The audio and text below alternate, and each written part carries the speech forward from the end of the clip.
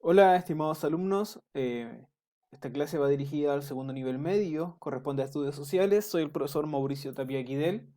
Vamos a ver la unidad número 2, globalización. Está relacionado a la guía conceptual número 4, subida el 1 de junio. Los objetivos son comprender qué es la globalización, reconocer las principales características de la globalización y comprender cómo afecta la globalización al mundo. Vamos a partir entonces definiendo qué es globalización. Cuando hablamos de globalización, primero tenemos que entender que hacemos alusión a lo global, mundial, ¿ya? La globalización es una de las características principales del mundo contemporáneo y es un proceso que abarca a todos los lugares del mundo. Además, posee distintas dimensiones económicas, sociales, tecnológicas, culturales y políticas.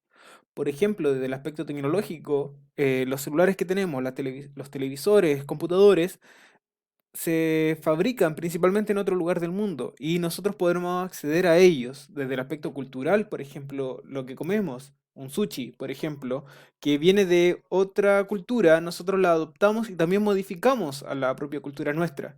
Desde el aspecto social, cómo nos saludamos o relacionamos. Desde el aspecto económico, las cosas que compramos muchas veces vienen de fuera del país. ¿Por qué? Porque sale más económico para producirlo, sale más barato para producirlo. Ahora, un claro ejemplo de este mundo globalizado es lo que ha pasado con el COVID-19.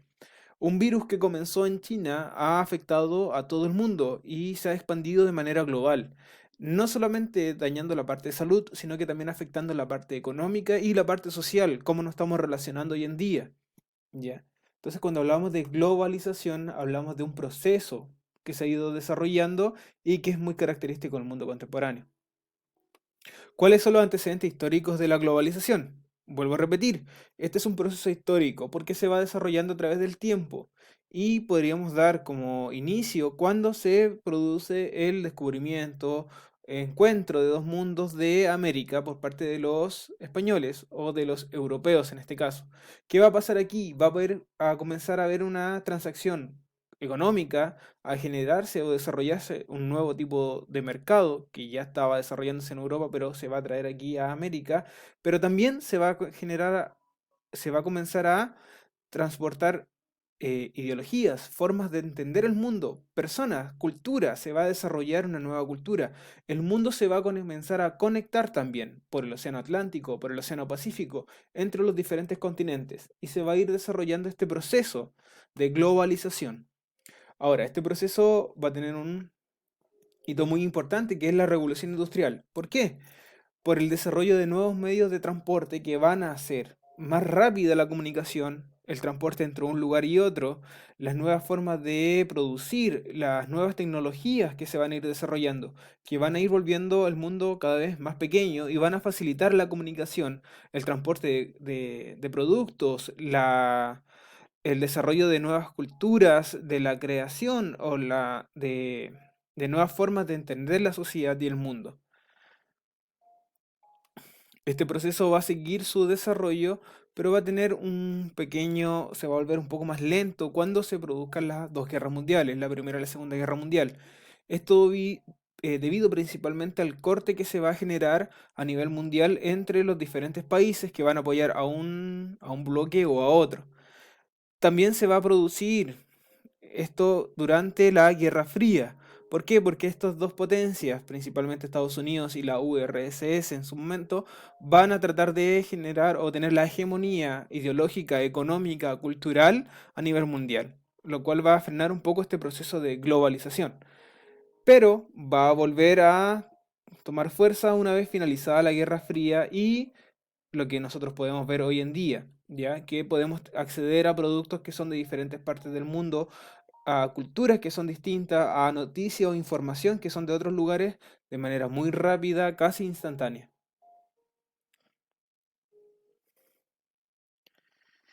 ¿Cuáles son las características o dimensiones de la globalización? Y aquí nosotros tenemos cinco. Vamos a partir con la económica. Primero que todo, la internacionalización de los mercados. Ya el mercado, por ejemplo, los productos no solamente se van a tratar de vender en el país, sino que se van a tratar de vender fuera del país. Voy a tratar de vender mis productos Perú, en Argentina, en China, porque esto me va a generar un mercado mucho más amplio y voy a poder producir más. También va a haber un crecimiento de la economía a nivel mundial, con la creación, por ejemplo, del Fondo Monetario Internacional o del Banco Mundial que van a apoyar este proceso. También se va a desarrollar una integración económica y comercial. Se van a comenzar a formar los tratados de libre comercio o TLC entre los países, los cuales buscan potenciar el desarrollo económico con la venta y producción de determinados productos y favorecer así también a los productores de esos países. También se va a generar una consolidación de empresas transnacionales. Por ejemplo, muchas de estas marcas nosotros las conocemos, no son propiamente tal de nuestro país, pero sí las conocemos porque se establecen, ya son parte de nuestro día a día. Difícilmente podemos negar que por lo menos la mitad de estas marcas las tenemos relacionadas o tenemos o hemos consumido alguno de esos productos. Esto está muy relacionado con lo primero, y la internacionalización de los mercados. Luego tenemos la privatización de empresas, muy relacionado al modelo neoliberal, a lo que plantea, se comienzan a privatizar las empresas para que generen mayor competencia. Recuerden ese pensamiento neoliberal. Y por último, la especialización de la producción. Un ejemplo es Chile con el cobre. Nos especializamos en la venta y la producción de cobre no manufacturado, pero sí en bruto, por así decirlo, y luego compramos ya el cobre manufacturado. ¿Por qué? Porque económicamente nos sale mucho más rentable que competir en la manufacturación del cobre. Mejor competimos en la producción del cobre, en la extracción y venta del cobre, más que en la manufacturación del cobre.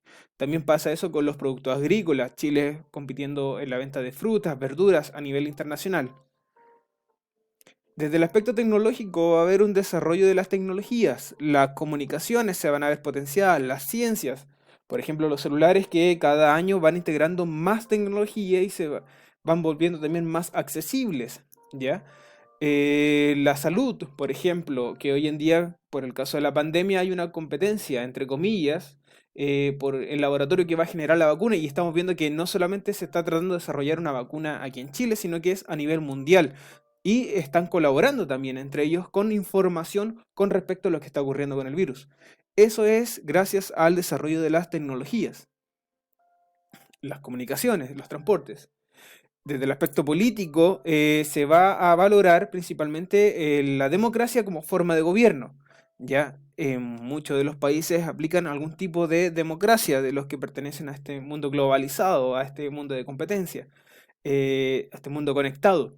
Esto también ha llevado a la creación de organismos internacionales como lo son la ONU, la Organización de las Naciones Unidas. Ahora, esta intervención de estos organismos internacionales ha debilitado la idea de Estado-nación y el rol dentro de cada país, dejando decisiones importantes a organismos de carácter mundial. Mucho hemos escuchado hoy en día también que qué es lo que dice la OMS con respecto a lo que está pasando con el coronavirus. Y se toma mucho lo que dice la OMS, quizás más de lo que dicen algunas veces la gente que vive aquí y que está viendo el problema del coronavirus aquí en Chile. Desde el aspecto social, lamentablemente una de las características ha sido la desigualdad a nivel mundial. Ha crecido la brecha entre los países pobres y los países ricos, ya que los países ricos se han visto beneficiados con el desarrollo de mejores tecnologías y también con un dominio ciertamente económico con respecto a los otros. Y desde el aspecto cultural hemos tenido el surgimiento de la globalización cultural, una homogeneización. ¿A qué se refiere esto?